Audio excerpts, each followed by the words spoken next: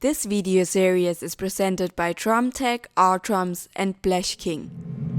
Welcome to the acoustic to E-drums conversion series. This and the following videos are about the conversion process of a Pearl rhythm traveler into an E-drum kit.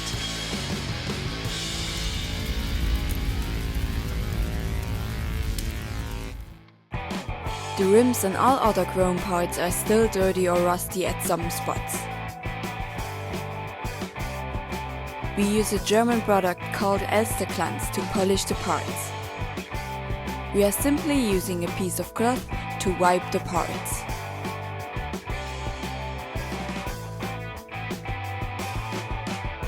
There's definitely a difference to before. Every little chrome part has to be cleaned and polished.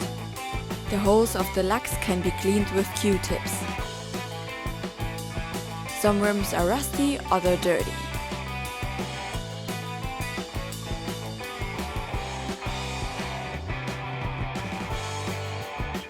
The result is quite good.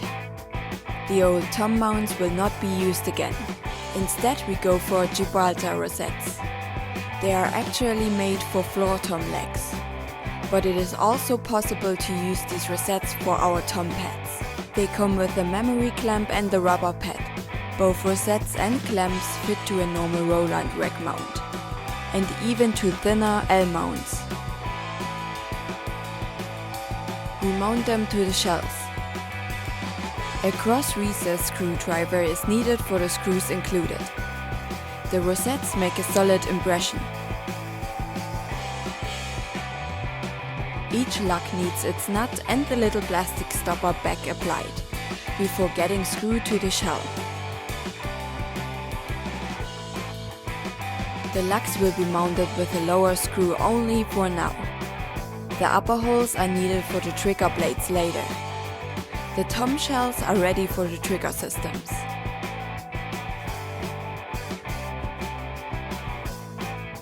The blades get mounted from above. The 10-inch shell is really tight.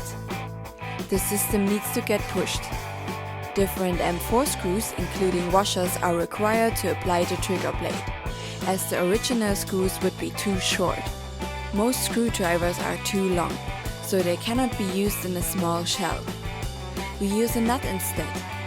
The screws will not be tightened yet. The next step is attaching the trigger cone. The cones are from our drums. They have an adhesive surface and get applied to the head trigger. They should be placed as accurate as possible. It is not possible to remove them later on. The top of the trigger cone has to be 1.5 mm higher than the bearing edge. We simply use the ruler with a piece of sticky tape applied. The tape is the indicator and 1.5 mm higher than the border of the ruler. The blade can be moved up or down through the slotted holes of the metal angles.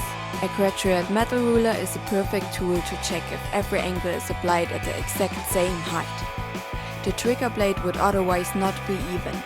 The screws can be tightened now. A ratchet is recommended. We have to be careful as the screws are quickly overturned. This can happen with such a lever and can kill the lug windings. The cone height should be checked again after tightening the screws. The pads are almost ready for the mesh heads.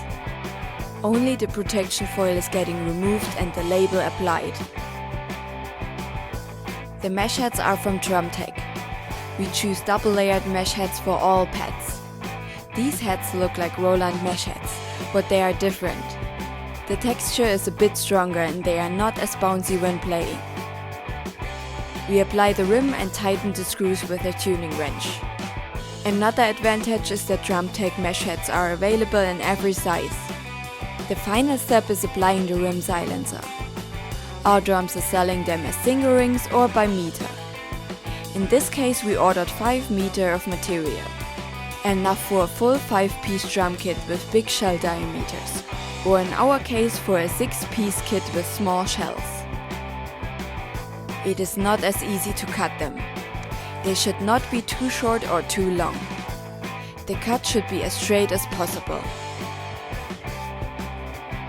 That's it for this episode.